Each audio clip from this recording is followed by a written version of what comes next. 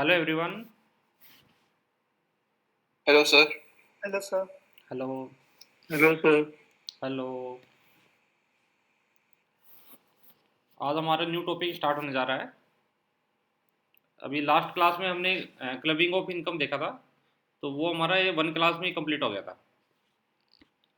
अभी हम जो न्यू टॉपिक स्टार्ट करेंगे उसके बारे में थोड़ा मैं बता देता हूँ। जैसे जितने भी प्रोफेशनल्स होते हैं, प्रोफेशनल्स की एक लिस्ट है as per income tax act. तो उसका जब भी टैक्सेशन होगा तो उसके क्या क्या प्रोविजंस अप्लीकेबल होंगे इनकम टैक्स में, तो वो मैं आपको आज बताऊंगा। तो जो फर्स्ट जो मैं अभी स्टार्ट कर रहा हूँ वो डॉक्टर का स्टार्ट कर रहा हूँ कि अगर डॉक्टर है और अगर वो अपना बिजनेस कर रहा है तो उसमें इनकम टैक्स के कौन कौन से प्रोविजंस अप्लीकेबल हो जाएंगे। इसके रिगार्डिंग कोई डाउट हो, कोई क्वेश्चन हो तो पूछ सकते हैं। कि एक्चुअल में जो मैंने बताया था ना कि जो income from business and profession का जो सेकंड पार्ट है, तो ये सेकंड पार्ट का ही हिस्सा है इसका। तो अभी मैं स्टार्ट करता हूँ इसके रिगार्डिंग। अभी मैं स्लाइड है वो शेयर करता हूँ।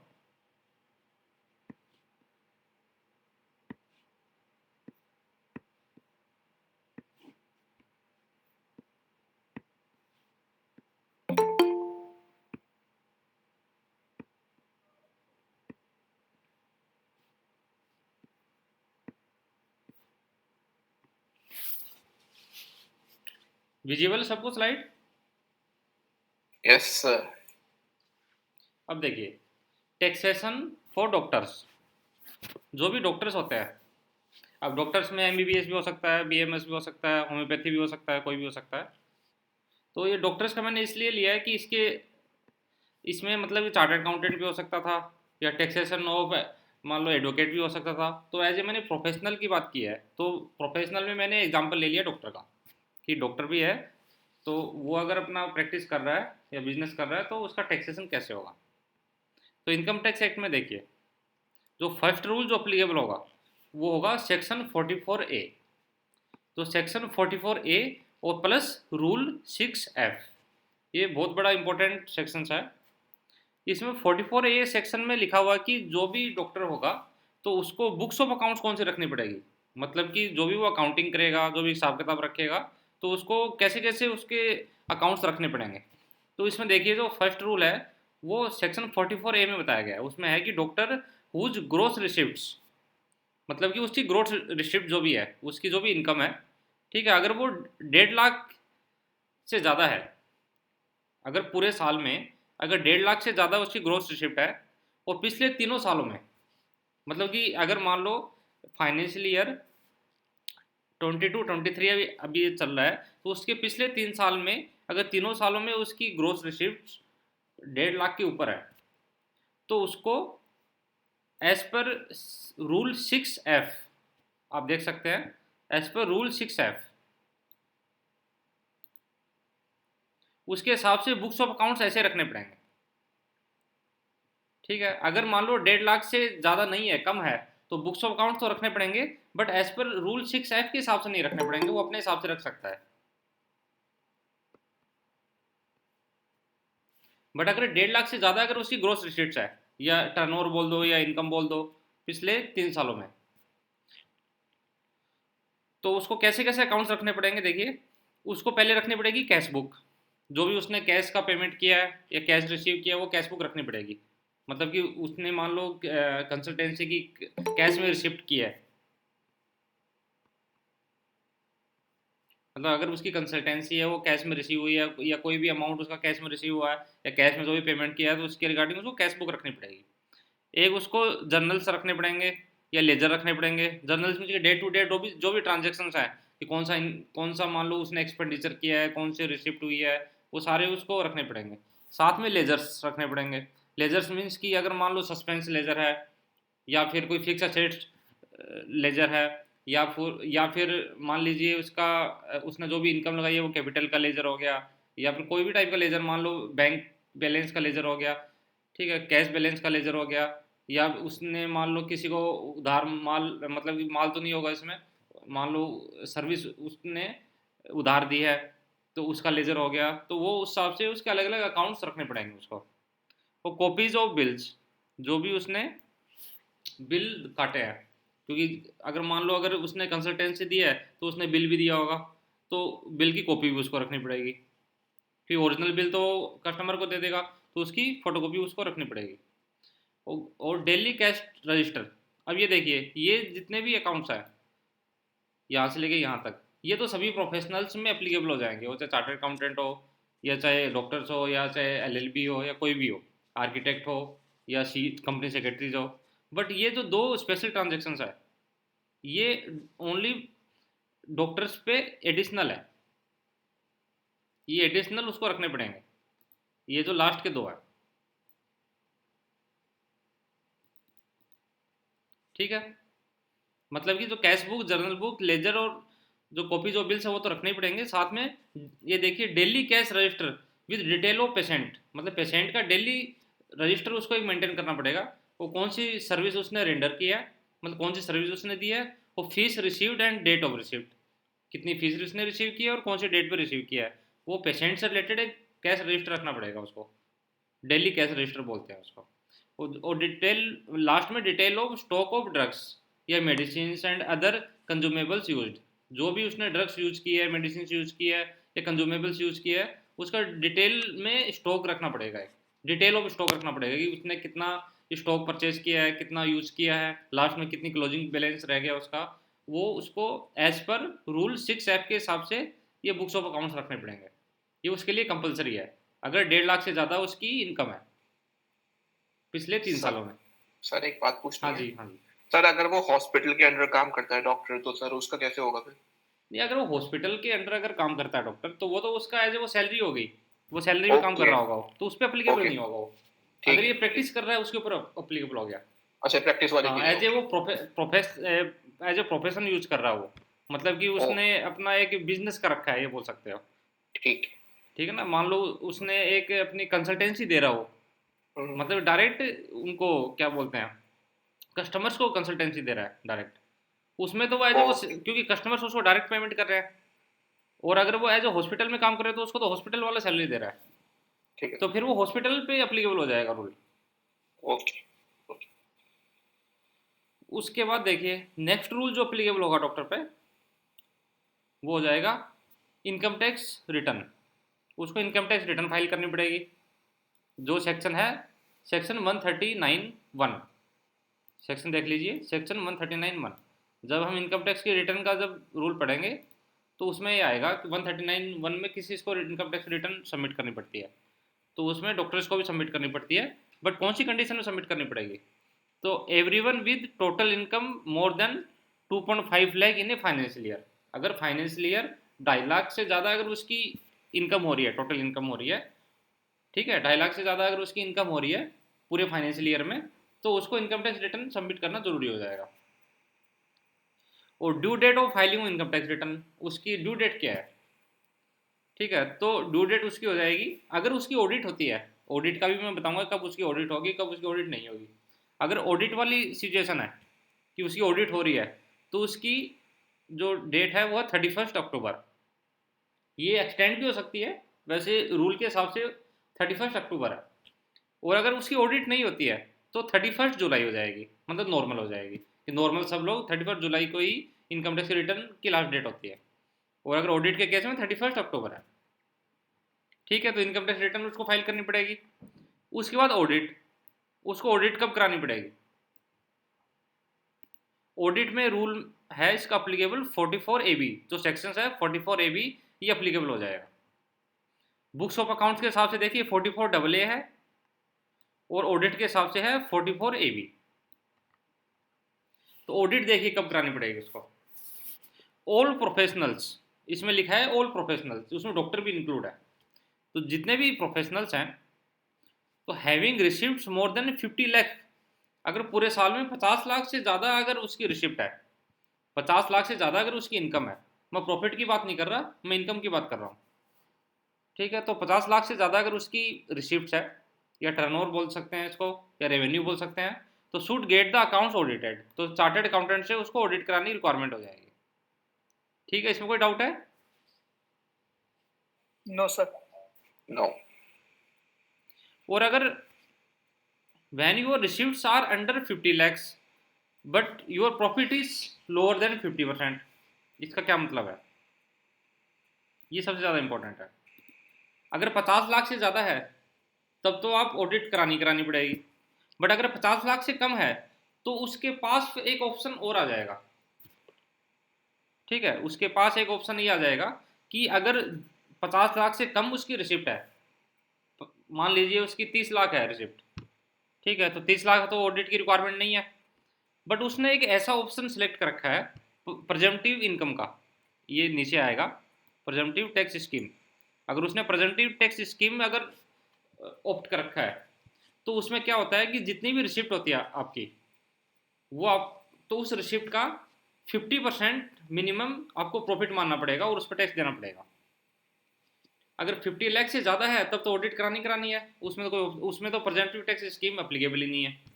और अगर 50 लाख से कम है इनकम आपकी, तो आपके पास फिर ऑप्शन है कि आप प्रेजेंटिव टैक्स स्कीम आप ऑप्ट कर सकते हो। तो प्रेजेंटिव टैक्स स्कीम ऑप्ट करने का क्या फ़ायदा है?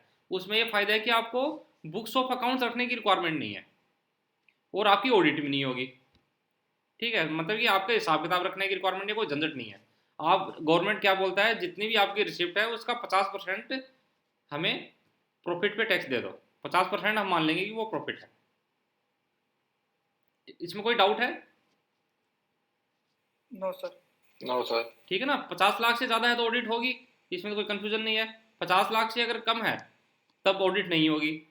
बट हमारे पास एक ऑप्शन और दे देता है गवर्नमेंट, क्या दे देता है कि अगर आपकी 50 लाख से कम इनकम है, इसका मतलब आपका बिजनेस छोटा है, ठीक है, तो चलो मैं एक ऑप्शन आपको ये दे देता हूँ कि आप इतना झंझट मत करो, बस आप अपना कॉन्सेंट्रेट करो डॉक्टरी पे।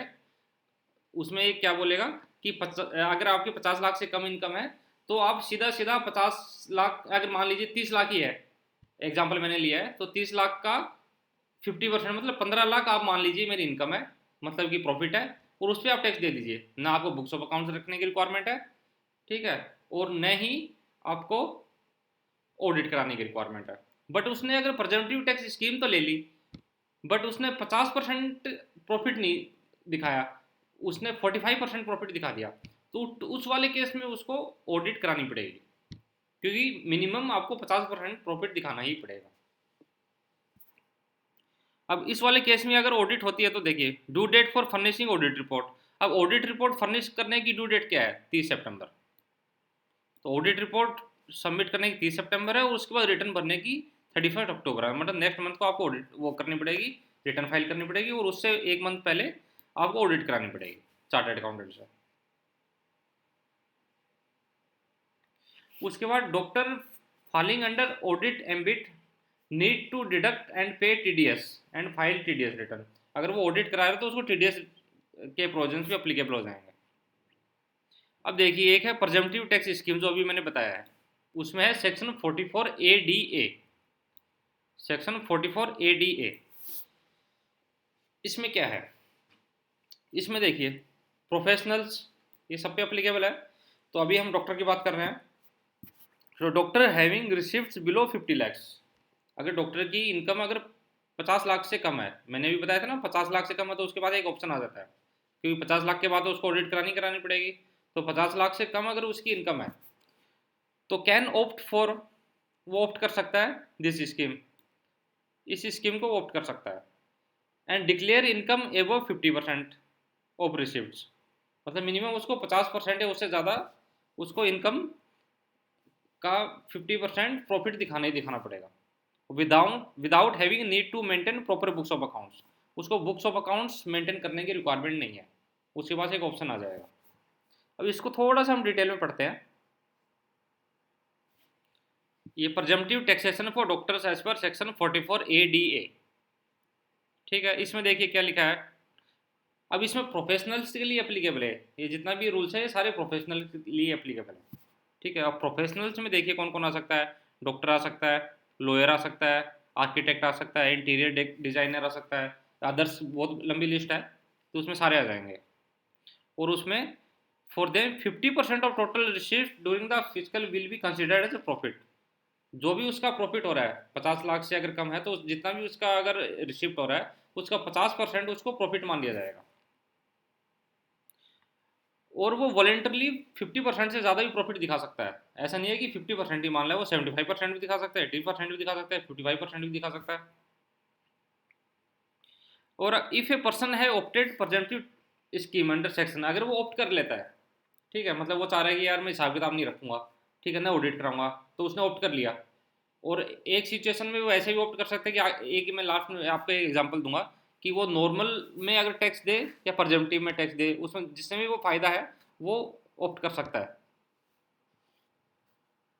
तो if a person has opted for प्रेजेंटिव scheme under section 44 ADA, अगर 44 AD में अगर वो ऑप्ट करता है, देन ही claim his income lower than the deemed profit and his income exceed the ceiling of a chargeability of income tax is also required to get a audit done. मतलब कि अगर मान लो उसने ये स्कीम ऑप्ट कर ली और 50% से कम दिखाया है उसने, ठीक है, तो 50% से अगर कम दिखाया है तो उसको क्या करना पड़ेगा, ऑडिट करानी पड़ेगी बाद में,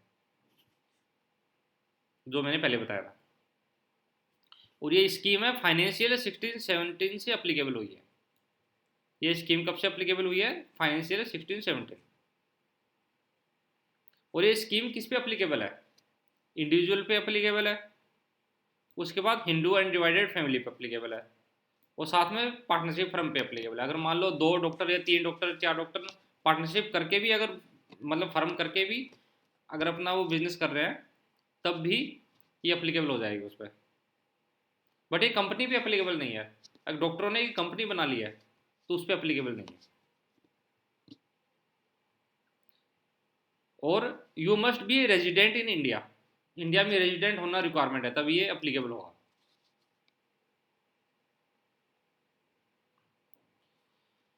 अब देखिए इस किस किस पे अप्लीकेबल है, मैंने बताया था आपको, इंडिविजुअल पे अप्लीकेबल है, हिंदू एंड डिवाइडेड फैमिली पे अप्लीकेबल है, और पार्टनरशिप फर्म पे अप्लीकेबल है। बट पार्टनरशिप फर्म में लिमिटेड लाइबिलिटी पार्टनरशिप इंक्लूड नहीं है, मतलब इस पे अप्लीकेबल नहीं है, ओनली पार्टनरशिप फर्म पे अप्लीकेबल है। और professional mention under section 44A of the income tax act whose gross receipts are less than 50 lakh, मतलब ये कहाँ अप्लीकेबल हो जाएगी, मतलब ये प्रेजेंटिव टैक्स स्कीम कब अप्लीकेबल होगी, जब 50 लाख से कम उसकी टैक्सेबल इनकम है, या रेवेन्यू बोल सकते हो। और इसमें प्रोफेशनल्स देखिए कौन कौन आ जाते हैं, इंटीरियर डेकोरेटर्स मैंने बात की थी, टेक्निकल कंसल्टिंग हो गया, कोई इंजीनियरिंग हो गया, अकाउंटिंग प्रोफेशन हो गया, लीगल प्रोफेशन हो गया, मेडिकल प्रोफेशन हो गया, या आर्किटेक्चर प्रोफेशन हो गया, या other professional as mentioned below. Other profession भी है, जैसे मूवी आर्टिस्ट हो गया, जिसमें प्रोड्यूसर भी इंक्लूड है, एडिटर हो गया, actor, director, music director, art director, dance director, cameraman, singer, lyricist, story writer, screenplay, dialogue writer, costume designer, ये सारे इंक्लूड है इसमें, जितने भी प्रोफेशनल है। ठीक है। एक अथोराइज्ड रिप्रेजेंटेटिव मीन्स है, इसका अथोराइज्ड रिप्रेजेंटेटिव भी हो सकते हैं। अब बुक्स ऑफ अकाउंट्स कैसे रखनी है इनको, बुक्स ऑफ अकाउंट्स अब कैसे रखनी है, जो मैंने अभी बताया था आपको, ये तो मैंने आपको बताया है प्रेजेंटिव टैक्स स्कीम का। और जो बुक्स ऑफ अकाउंट्स मैंने बताया था आपको, ये जो बुक्स ऑफ अकाउंट जो मैंने बताया था कि 1.5 लाख के ऊपर अगर उसकी इनकम है तो बुक्स ऑफ अकाउंट उसको इसके हिसाब से रखनी है। अगर 1.5 लाख के नीचे है तो वो अपने हिसाब से कैसे भी रख सकता है। तो उसमें देखिए क्या क्या रखना है, इसको कैश बुक रखना है, जर्नल रखना है, लेजर रखना है, कॉपी ऑफ बिल रखना है। और साथ में अगर डॉक्टर है, ठीक है, ये डॉक्टर के लिए एडिशनल रिक्वायरमेंट है कि डे कैश रजिस्टर रखना पड़ेगा पेशेंट का, और साथ में detail of stock drugs medicine and other consumables रखना पड़ेगा। इसमें कोई डाउट है अभी तक, कोई डाउट है नो, इसमें? No sir. तो हमारा बुक्स ऑफ अकाउंट्स हो गया, इनकम टैक्स रिटर्न उसने सबमिट कर दी, ऑडिट भी करा ली थी, प्रेजेंटिव टैक्स स्कीम भी हमने देख लिया। अब टैक्स सेविंग भी देख सकते हैं कि जब अगर वो इनकम टैक्स की रिटर्न अगर सब सबमिट करेगा तो वो कौन कौन सी एग्जाम्पन्स ले सकता है या डिडक्शंस ले सकता है बोल सकते हैं। तो जो यूनिवर्सल डिडक्शन जो हम बोलते हैं अंडर सेक्शन 80C होती है, कि इसमें जो भी वो कुछ पेमेंट्स करता है या कुछ इन्वेस्टमेंट करता है, जब मैं आपको डिटेल में बताऊंगा इसमें कौन कौन से आ जाएंगे।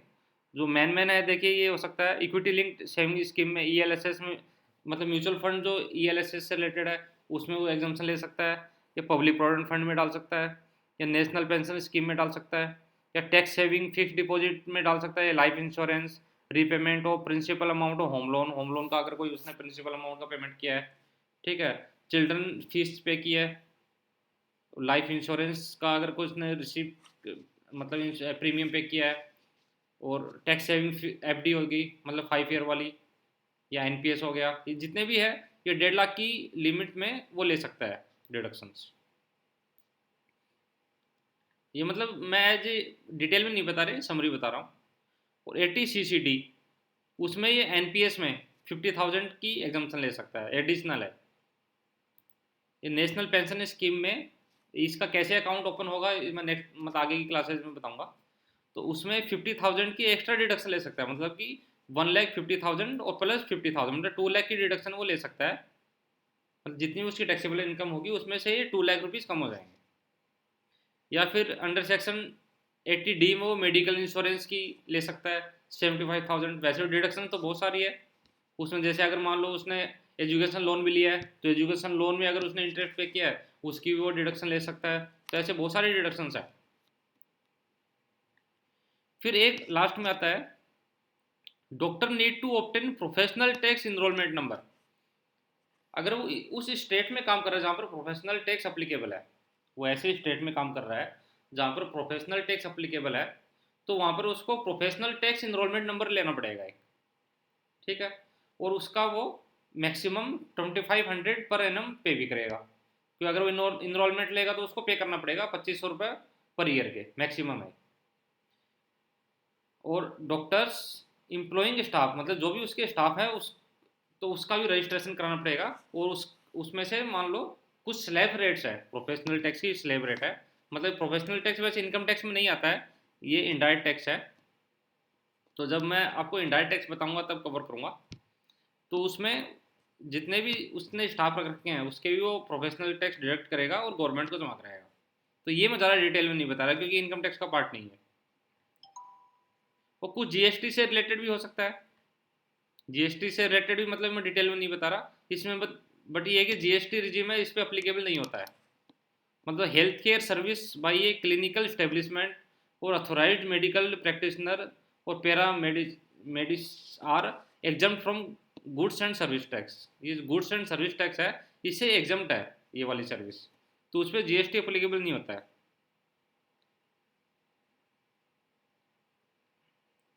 इसमें कोई डाउट हो तो बताइए। नहीं सर। बट सेल ऑफ मेडिसिन, अगर वो मेडिसिन सेल कर रहा है उस पर जीएसटी अप्लीकेबल हो जाएगा। और hair transplant treatment, cosmetic surgery, plastic surgery treatment which have no medical और रिकंस्ट्रक्टिव पर्पज आर टैक्सेबल, ये सारा टैक्सेबल हो जाएगा क्योंकि ये इमरजेंसी सर्विस में नहीं आता है। और हेल्थ केयर सर्विसेज सारी एग्जम्प्ट है। तो ये डिटेल में नहीं बता रहा जीएसटी, बस इसमें टॉपिक मैंने थोड़ा सा कवर किया है। इसमें कोई डाउट हो तो बताइए अभी तक। No sir. No sir.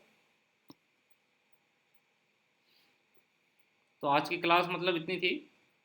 हम्म, इसमें हमने क्या कवर किया है, हमने मेनली प्रजम्पटिव टैक्स का इसमें कवर किया। ये अभी हमने इसलिए कवर किया है कि जब हम बिजनेस प्रोफेशन का जो सेकंड पार्ट पढ़ेंगे उसमें प्रजम्पटिव टैक्स आएगा डिटेल में। तो उसमें अभी हमने एज ए एक छोटा सा एज ए डॉक्टर का एग्जांपल लेके किया, तो हमारा बाद में समझ में आ जाएगा। जब हम सभी का डिटेल में पढ़ेंगे तो हमारा ये हमको डिटेल में पढ़ने की रिक्वायरमेंट नहीं पड़ेगी क्योंकि हमने यहाँ पर इसको कवर कर लिया है।